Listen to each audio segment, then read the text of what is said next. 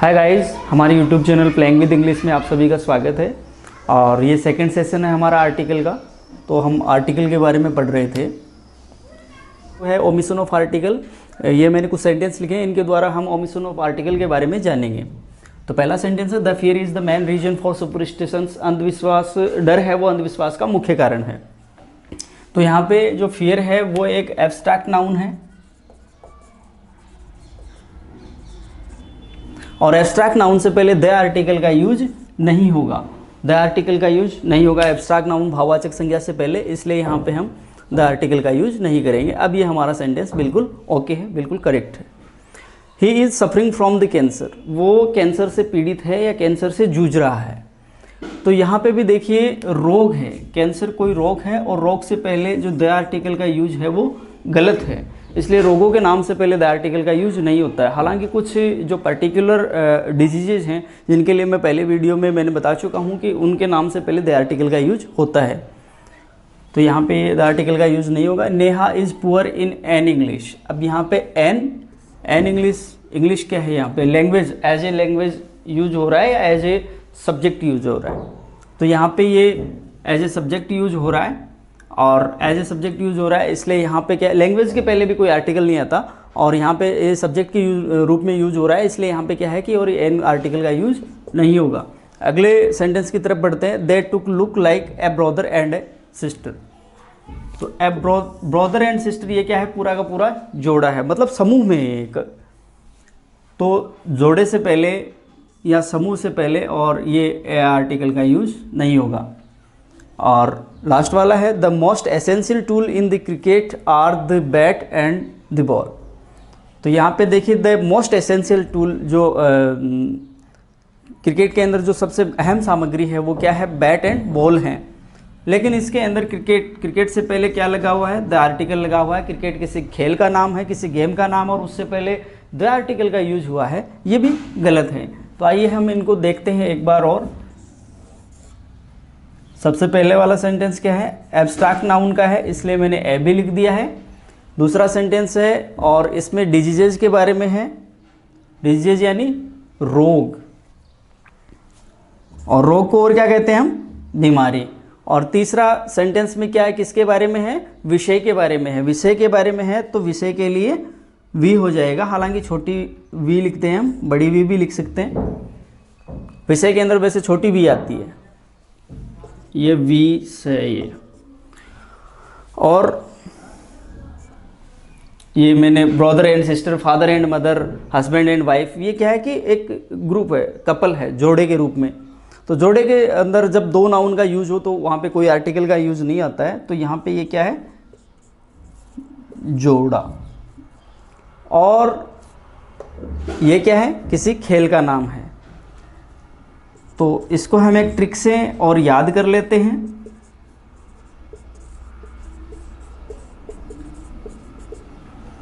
कौन सी, कैसी है ट्रिक, अब यानी ए बी यानी एब्स्ट्रैक्ट नाउन, जहां पे एब्स्ट्रैक्ट नाउन का प्रयोग हो। बी यानी बीमारी, आई मीन टू से डिजीज।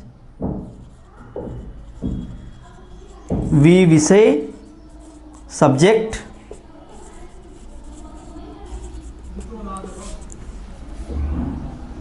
जोड़े like father and mother, brother and sister, husband and wife.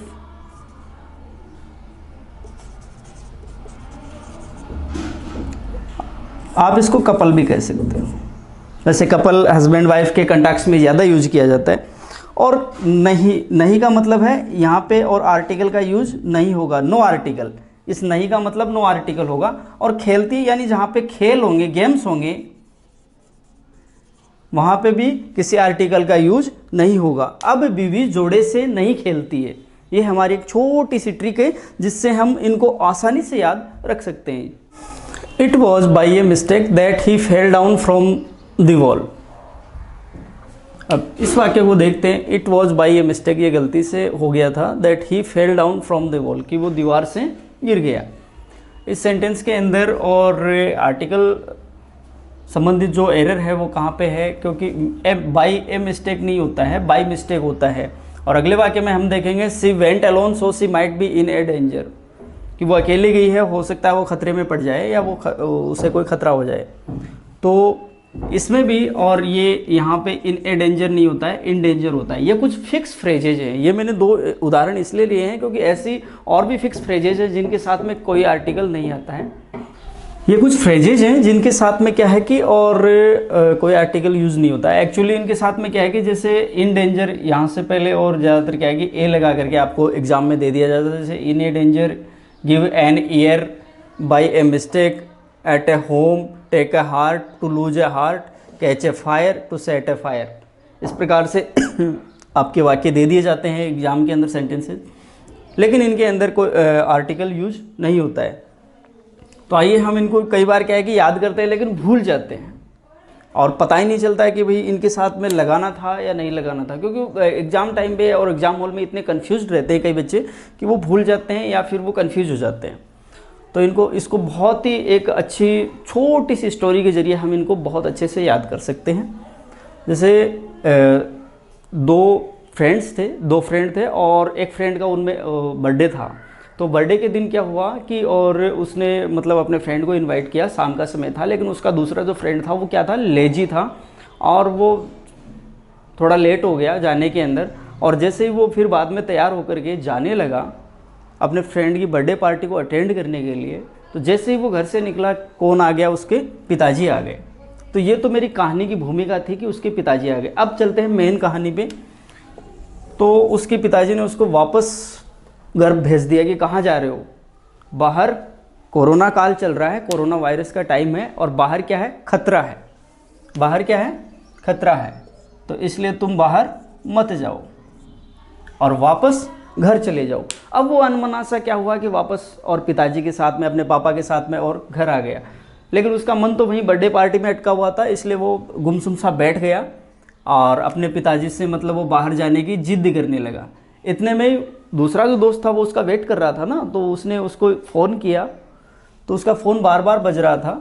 जब उसके फ़ोन की घंटी बजी तो उसने और क्या किया, अपने फ़ोन की तरफ ध्यान दिया। तो गिव ईयर का मतलब होता है ध्यान देना।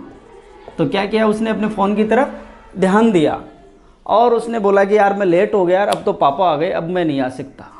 और मैं गलती से, बाय मिस्टेक, गलती से क्या हुआ, मुझे पहले ही निकल जाना चाहिए था, लेकिन मैं गलती से घर रह गया। कहाँ रह गया, घर पर ही रह गया। मैं गलती से कहाँ रह गया, घर पर ही रह गया। अब घर पे ही रह गया, अब वो जा नहीं सकता था बर्थडे पार्टी में, इसलिए क्या हुआ कि जैसे आपने एक वर्ड या एक वर्ड फ्रेज सुनी होगी, उसके दिल में क्या हो गई थी, आग लगी थी। उसके दिल में क्या लगी थी, आग लगी थी। दिल में आग लगने का क्या मतलब होता है, ये एक इडम्स है, ये एक हिंदी का मुहावरा है। दिल में आग लगना मतलब बेचैन होना, क्योंकि वो बेचैन था, ही वॉज रेस्टलेस। वो बेचैन था कि मुझे बर्थडे पार्टी में जाना चाहिए लेकिन मैं जा नहीं पाया, उसे अफसोस हो रहा था। तो दिल, तो हार्ट से, दिल को क्या कहते हैं अपन इंग्लिश में, हार्ट, और हार्ट से यहाँ पे 2 फ्रेजेस बनती हैं, take a heart, sorry take heart और टू लूज हार्ट।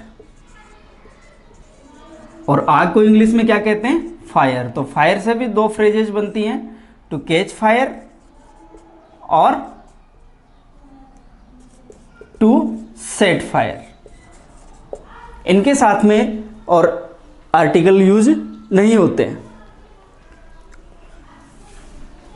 और कई बार क्या है कि ये तो याद हो जाते हैं, पिछले साल और कई बच्चे मतलब मुझे बता रहे थे कि और उनको ये तो याद हो गए, लेकिन वो क्लास में जाकर के कंफ्यूज हो गए कि यार इनके साथ में और ए और एन आर्टिकल यूज होगा या नहीं होगा, या फिर कोई और आर्टिकल यूज होगा या नहीं होगा। तो देखिए, इसका सिर्फ इतना सा बात ध्यान में रखिए, क्या वो उस बर्थडे पार्टी में जा पाया या नहीं जा पाया, नहीं जा पाया ना, तो हमारा आंसर क्या आ रहा है, नहीं जा पाया। इसका मतलब है नहीं आ रहा है इसमें, मतलब इसमें नहीं लगेगा, आर्टिकल इसके साथ में यूज नहीं होंगे। Thank you. तो फ्रेंड्स, कैसा लगा आज का हमारा ये वीडियो? यदि आपको पसंद आया हो तो आप लाइक कीजिए, शेयर कीजिए, कमेंट कीजिए और सब्सक्राइब जरूर कीजिए। लाल बटन है उसको आप सब्सक्राइब कीजिए, और ताकि हम बूस्टअप होते रहें और आपके लिए अच्छे अच्छे और वीडियो बनाते रहें कम्पिटिटिव इंग्लिश के ऊपर। Thank you.